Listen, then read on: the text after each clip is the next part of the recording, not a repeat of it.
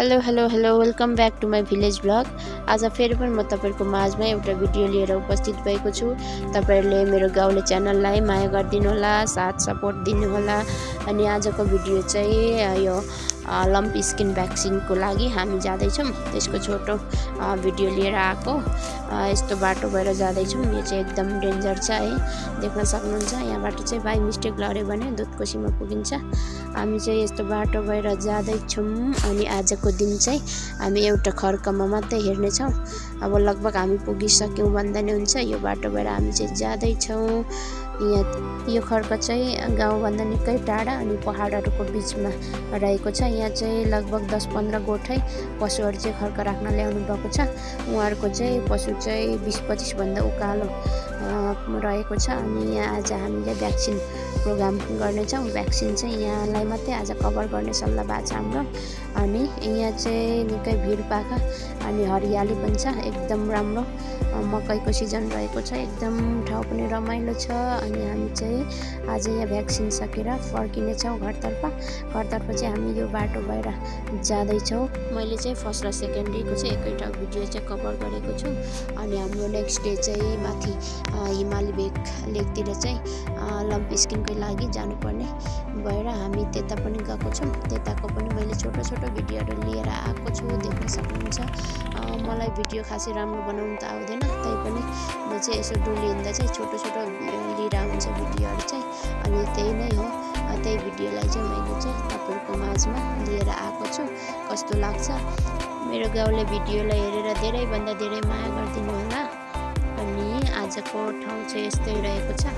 म तपाईहरुलाई चाहिँ विशेष चाहिँ ठाउँको लागि चाहिँ यो भिडियो चाहिँ बनाएको छु। यो चाहिँ हिमाली भेगतिर चाहिँ एकदम यस्तो ठाउँहरू हुन्छ। गाउँभन्दा निकै टपमै हो यो पनि। अनि यता चाहिँ अस्ति एउटा गोठ चाहिँ छुटिरहेको थियो, त्यही भएर आज हामी चाहिँ नेक्स्ट डे चाहिँ जाँदैछौँ। अनि यहाँ चाहिँ भैँसीहरू चाहिँ रहेको छ। त्यो भैँसीको लागि चाहिँ हामी भ्याक्सिन लिएर आएको छौँ। हामी जाँदैछौँ, लगभग अब हामी गोठ पुग्नै लागेको छौँ, देख्न सक्नुहुन्छ। हामी चाहिँ निकै माथि हाईमा आइसकेको छौँ। लम्पी स्किन भ्याक्सिनको प्रोग्राममा चाहिँ हाम्रो सरले चाहिँ धेरैभन्दा धेरै साथ सपोर्ट अनि सहयोग गरिराख्नु भएको छ। उहाँलाई पनि धेरै धन्यवाद। अनि हामी जाँदैछौँ, पुग्नै लागेको छौँ। अब हामी चाहिँ जुन भैँसीको गोठ गएर चाहिँ हामी लम्पी स्किन भ्याक्सिन हानेर गाउँतर्फ झर्नेछौँ आजको दिन चाहिँ। अनि गाउँको पनि छुटेकोहरू चाहिँ लगभग आजै लगाइसक्ने, कभर गर्ने भनेर सल्लाह भएको छ। हामी पुग्नै लागेको छौँ, देख्न सक्नुहुन्छ। यतैबाट त्यो गोठ देख्छ।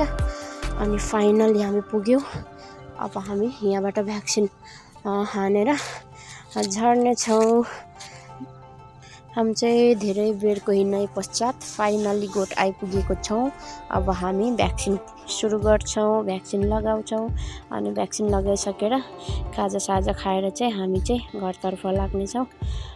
यो गोठमा चाहिँ लगभग भैँसीहरू चाहिँ 7वटा हुनसक्छ, 7वटा छ। अनि गोरुहरू पनि छ। अनि यहाँ चाहिँ सिद्ध्याएर हामी घरतर्फ लाग्नेछौँ। गाउँमा पनि 1-2टा फाटफुट मान्छेहरू अस्ति नभएको कारणले छुटेको थियो, त्यो पनि सक्नेछौँ आज चाहिँ। यसपालिको यो जुन लम्पी स्किन डिजिजले चाहिँ गाउँघरलाई चाहिँ निकै नै क्षति पुर्याएको छ।